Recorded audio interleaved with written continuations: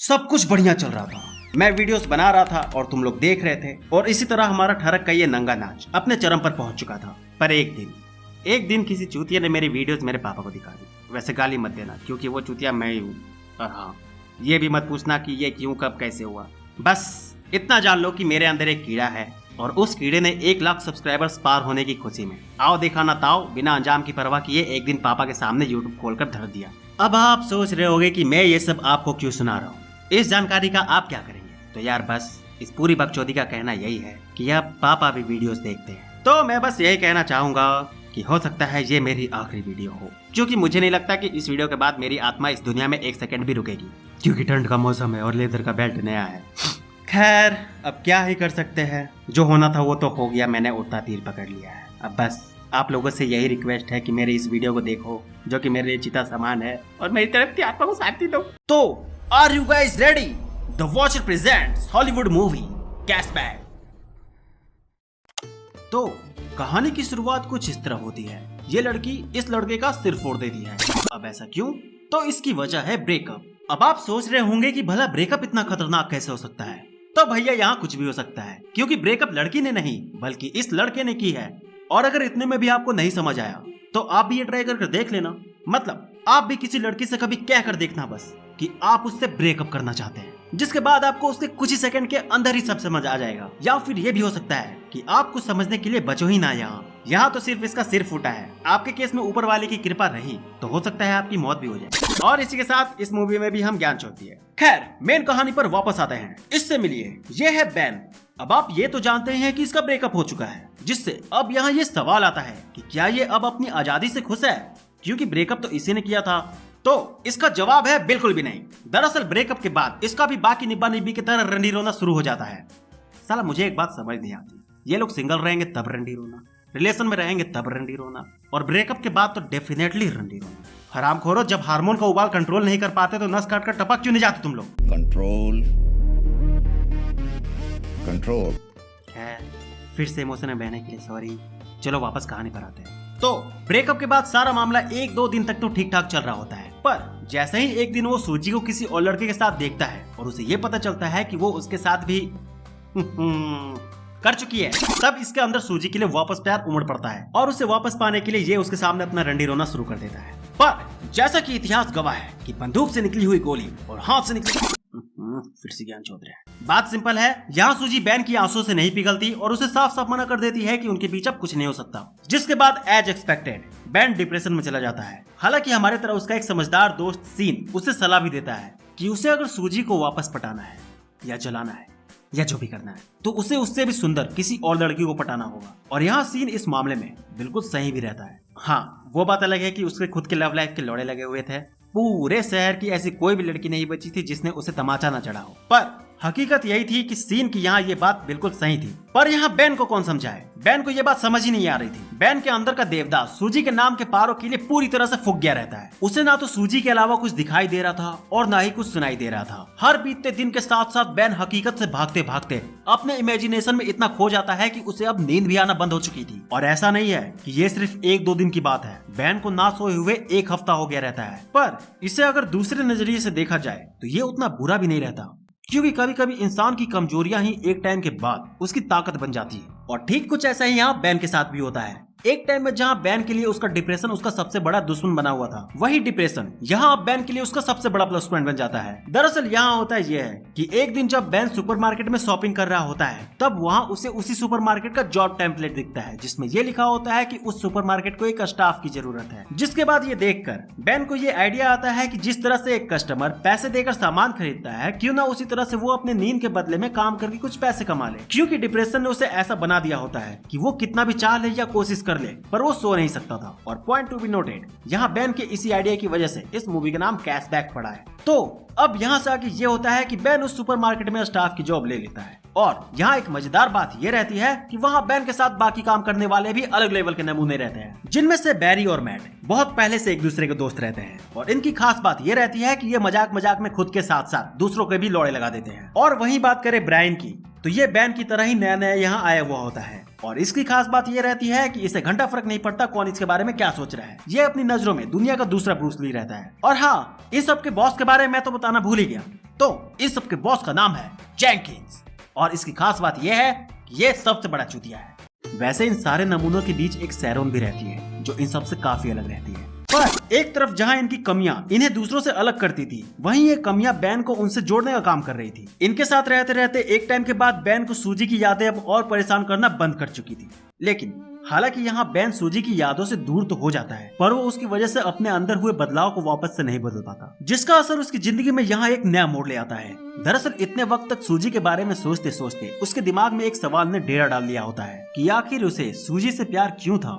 क्या वो उसके साथ इतने दिनों तक रहा इसलिए, या फिर वो बहुत खूबसूरत थी इसलिए। और इस सवाल की वजह से बैन के मन में एक और सवाल उठता है कि अगर इसकी वजह उसकी खूबसूरती थी तो फिर बाकी लड़कियों में ऐसा क्या है जो वो उनसे प्यार नहीं कर सकता, क्योंकि दुनिया में तो ऐसी बहुत सी लड़कियां हैं जो सूजी से भी ज्यादा खूबसूरत थी। यहाँ बैन के अंदर इन उठ रहे सवालों ने उसका ध्यान सूजी से हटाकर अब इस बात पर लगा दिया होता है कि आखिर खूबसूरती का मतलब होता क्या है। जिसके बाद अब यहाँ से आगे ये होता है कि बैन अपने सवालों का जवाब ढूंढने के लिए अब हर वक्त उस सुपरमार्केट में आई हर एक लड़की को देखता और ये इमेजिन करता कि काश ये वक्त इसी पल में रुक जाए, ताकि वो वहाँ आई गई हर लड़की को जी भर कर देख सके और अपने सवालों का जवाब ढूंढ सके। बैन की इमेजिनेशन यहाँ एक टाइम के बाद इतनी पावरफुल हो जाती है कि वो इमेजिनेशन देखते ही देखते हकीकत में बदल जाती है। मतलब बैन सच में वक्त को रोक देता है। अब ऐसा क्यों हुआ, कैसे हुआ, ये मत पूछना, बस समझने के लिए इतना जान लो कि उसने जो इतने दिनों तक अपना सारा फोकस एक चीज के पीछे लगाया था, ये उसी का नतीजा है। तो अब यहाँ से आगे ये होता है कि वक्त को रुका देखकर बैन इस मौके का फायदा उठाता है और वहाँ मौजूद सभी लड़कियों की न्यूड पेंटिंग्स बनाता है। और ठरकियों, यहाँ बैन को गलत मत समझना, क्योंकि उसका ऐसा करने का मकसद ठरक नहीं था, बल्कि इसके पीछे का कारण ये रहता है कि वो एक प्रोफेशनल पेंटर भी रहता है और जहाँ वो पेंटिंग सीखने जाता था वहाँ उसे यही सिखाया जाता था कि अगर एक पेंटर को किसी भी चीज को खूबसूरत बनाना है या उसकी खूबसूरती को समझना है तो उसे उस चीज की हर बारीकियों को महसूस करना होगा। तो बस यही वो वजह थी कि यहाँ बैन उन लड़कियों की वैसी पेंटिंग्स बनाता है और उसका मेन मकसद भी तो यही रहता है, खूबसूरती को जानना और उसे समझना। वैसे ये सब तो हो गई सिर्फ बैन की बातें। वहीं अगर बात करें उसके बाकी दोस्तों की तो कहानी मनुष्य से सीधे मजे में बदल जाती है। तो अब हम यहाँ कुछ सेकंड के लिए बैन के दुख को छोड़कर कहानी के दूसरे हिस्से पर आते हैं। तो यहाँ होता यह है कि इनके सुपरमार्केट की लड़ाई दूसरे सुपरमार्केट वालों से हो जाती है। टेंशन मत लो, घबराने वाली बात नहीं है। ये लड़ाई सिर्फ फोड़ा फोड़ी हाथ पैर तोड़ा तोड़ी वाली नहीं रहती, बल्कि इनकी लड़ाई गेम को लेकर रहती है। दरअसल जेंकिंस, हाँ इनका वही चूतिया बॉस, दूसरे सुपरमार्केट के मैनेजर से शर्त लगा लेता है कि इसकी टीम उसकी टीम से बेहतर है, जिसके बाद दोनों यहाँ अपनी अपनी टीम को लेकर फुटबॉल खेलने कूद पड़ते हैं। और यहाँ मजे की बात ये रहती है कि दूसरी टीम सही में इनकी टीम से लाख गुना बेहतर रहती है। वो लोग बिना किसी मेहनत के इन्हें कुत्तों की तरह हराते हैं। और यही नहीं, इनके खुद की बकचोदी की वजह से जेंकिंस के लोड़े भी लग जाते हैं। एक ही गेम में जेंकिंस का नाक मुंह थोबड़ा सब फूट जाता है, जिसके बाद बेचारा शर्त तो हारता ही है, इसके साथ ही उसे हॉस्पिटलाइज भी होना पड़ता है। अरे वैसे एक मिनट, मुझसे एक गलती हो गई, मैं इस कहानी में एक स्टेप आगे कूद गया। क्या दुनिया मुझे इस गलती के लिए माफ करेगी? दरअसल बात यह है कि मैच से पहले बैन की मुलाकात सैरोन से आमने सामने हुई थी और उस वक्त कुछ ही सेकंड में सैरोन की हरकतें बैन के दिलो दिमाग पर ऐसी छाई थी कि वो सैरोन के प्यार में लुढ़कने ही वाला था। कि लेकिन इससे पहले वो कुछ सोचता या इमेजिन करता। सोचना या इमेजिन करना दोनों अलग अलग ही होते हैं ना। खैर जो भी हो, इससे पहले वो करता। यहाँ भी एन मोमेंट पर उसे खड़े रन पर धोखा हो जाता है। दरअसल मैट यहाँ सभी को आकर बताता है कि उसने सैरन को पटा लिया है और वो मैच के पहले और मूवी के बाद उसके साथ गप करने वाला है, जिसे सुनकर यहाँ बैन वापस अपना रोना रोना शुरू कर देता है। अब आप सोच रहे हो कि यार मैंने ये कांड आपको बीच में क्यों सुनाया? तो बात ऐसी है कि अब यहाँ से आगे ये होता है कि जब मैच खत्म नहीं, जब मैच जेंकिंस की वजह से रद्द हो जाता है, तब बैन को मजबूरन सैरन को घर छोड़ने जाना पड़ता है, क्योंकि बैरी और मैट जेंकिंस को लेकर हॉस्पिटल निकल जाते हैं। तो अब यहाँ जब बैन सैरन के साथ जा रहा होता है, तब ये दोनों एक जगह पर कॉफी पीने रुकते हैं और इसी बीच यहाँ होता है एक चमत्कार। दरअसल बैन से रहा नहीं जाता और वो सैरन से पूछ ही लेता है कि क्या वो मैट से प्यार करती है। तो सैरन उसे बताती है कि ना, वो दोनों तो बस दोस्त हैं। जिसके बाद यहाँ सैरोन की बात सुनकर पहले तो बैन का सोया हुआ अरमान फिर से जगता है और फिर जब सैरोन उससे ये पूछने का कारण पूछती है तो बैन एक सच्चे दोस्त की तरह सैरोन को सब कुछ सच बता देता है कि मैट ने उससे उसके बारे में क्या क्या कहा था। और यहाँ शायद आप लोग इस बात से जरूर रिलेट कर रहे होंगे कि ये सब हरकत तो जाना पहचाना है। तो हाँ बिल्कुल, हम सबके लाइफ में भी बैन की तरह एक दोस्त जरूर रहता है या अभी भी होगा, जो लड़की के सामने अपना इंप्रेशन झाड़ने के लिए आपकी मारने में बिल्कुल नहीं हिचकिचाता होगा। और ये सब हम इतना यकीन के साथ कैसे कह सकते हैं? तो बात सीधी सी है, मेरे लाइफ में भी एक ऐसा जानवर मौजूद है। सुन रहे ना बड़वा, तेरी बात कर रहे हैं, जाट सुधर जाओ, अभी भी मौका है। वो लड़की तेरे लिए सही नहीं है। Control control. खैर वापस मुद्दे पर आते हैं।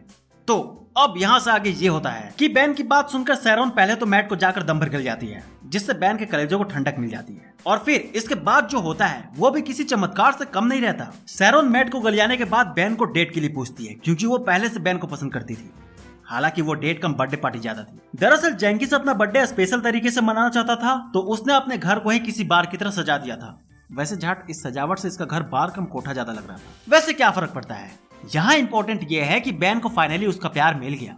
तो अब यहाँ से आगे ये होता है कि कहानी में कुछ ज्यादा ही अच्छा हो रहा है, जिसकी आदत हमें नहीं है, और शायद ये सेम बकचोदी डायरेक्टर और राइटर के दिमाग में भी आई हो।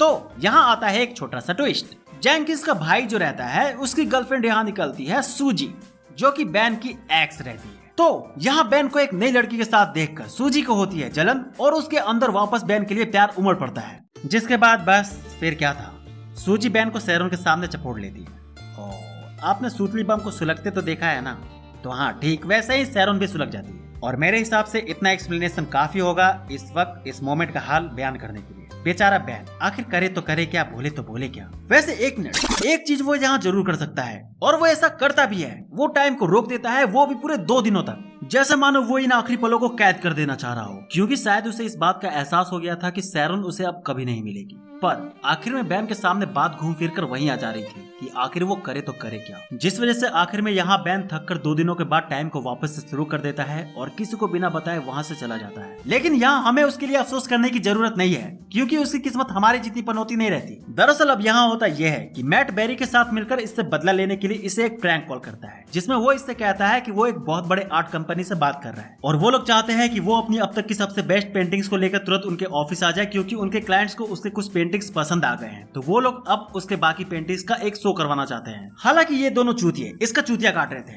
पर यहाँ मामला उल्टा पड़ जाता है। दरअसल बैन की पेंटिंग्स वाकई में इतनी कमाल की रहती हैं कि वो जब रियल कंपनी में अपनी पेंटिंग्स को लेकर जाता है तो वहाँ का ओनर उसकी पेंटिंग्स को देखकर चौंक जाता है और उससे सही में उसकी सारी पेंटिंग्स की डील कर देता है। जिसके बाद जब शो का दिन आता है तब बैन सैरोन को भी वहाँ आने के लिए इन्वाइट करता है, और जब सैरोन वहाँ आती है तो वो उन पेंटिंग्स को देखकर इमोशनल हो जाती है, क्योंकि यहाँ मजे की बात यह रहती है कि वो सारी पेंटिंग्स उसकी ही रहती है। और ये सब देखकर यहाँ सैरोन को भी रियलाइज होता है कि बैन उससे सच में बहुत प्यार करता है, क्योंकि बिना किसी चीज की खूबसूरती को समझे आप उसे खूबसूरत बना ही नहीं सकते। तो बस कहानी यही खत्म होती है। बैन को फाइनली अपना प्यार मिल जाता है और उसकी असली खूबसूरती को पाने की तलाश भी यहाँ फाइनली खत्म हो जाती है। तो बस जो था जैसा था यही था। इससे ज्यादा इस मूवी को हम और रोमांटिक वे में खत्म नहीं कर सकते थे, क्योंकि अब मेरा आत्मा हमको ये मूवी एक्सप्लेन करने के लिए ऑलरेडी गाली बकना शुरू कर दिया है। तो यार बस इस वीडियो में इतना ही। वीडियो कैसी लगी कमेंट करके जरूर बताना, और इस तरह की और मूवीज देखने के लिए चैनल को सब्सक्राइब करके बेल आइकन को प्रेस कर लो। तो मिलते हैं नेक्स्ट वीडियो में, तब तक के लिए बाय। और जाते जाते इस वीडियो को लाइक जरूर करते जाना।